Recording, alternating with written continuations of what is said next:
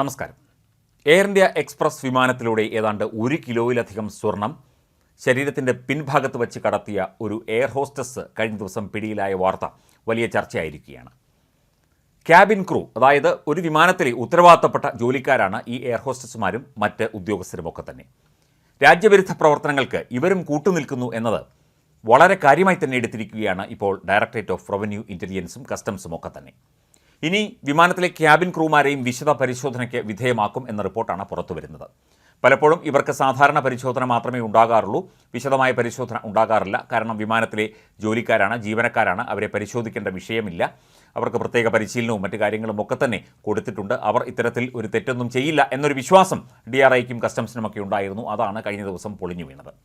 ഒരു വിമാന ജീവനക്കാരി അല്ലെങ്കിൽ ജീവനക്കാരൻ ഈ രീതിയിൽ പിടിയിലാകുന്നത് ഇന്ത്യൻ വ്യോമയാന ചരിത്രത്തിൽ തന്നെ ആദ്യമാണ് എന്നുള്ള കാര്യവും കഴിഞ്ഞ ദിവസം കസ്റ്റംസും DRIയും വ്യക്തമാക്കിയിരുന്നു. 1 കിലോ സ്വർണം മലദ്വാരത്തിൽ ഒളിപ്പിച്ച് കടത്താൻ എയർ ഹോസ്റ്റസ് സുരഭി ഖത്തൂം എയർ ഇന്ത്യയുടെ എയർ ഹോസ്റ്റസാണ്. ഇവർ പിടിയിലായ സാഹചര്യത്തിലാണ് ഇനിയിപ്പോൾ പരിശോധന വിശദമാക്കുന്നത്. സ്വർണം കടത്താൻ സുരഭിക്ക് പ്രത്യേക പരിശീലനം ലഭിച്ചിരുന്നു എന്ന അനുമാനത്തിലാണ് ഇപ്പോൾ അധികൃതർ എത്തിയിരിക്കുന്നത്.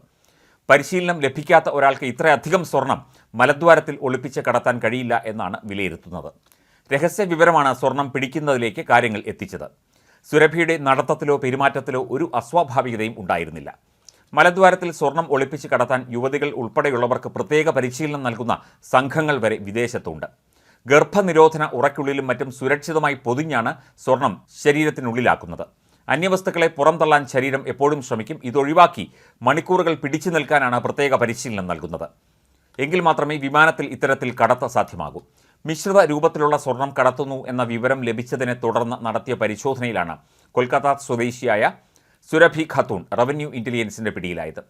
കേരളത്തിലെ സ്വർണ്ണക്കടത്ത് സംഘങ്ങളുമായി സുരഭിക്ക് അടുത്ത ബന്ധമുണ്ടെന്ന സംശയവും DRI അധികൃതർക്ക് ഉണ്ട്. വിശദമായ ചോദ്യം ചെയ്യലിന് ഇവരെ വിധേയമാക്കും. 14 ദിവസത്തേക്ക് റിമാൻഡ് ചെയ്ത സുരഭി ഇപ്പോൾ കണ്ണൂർ വനിതാ ജയിലിലാണ്.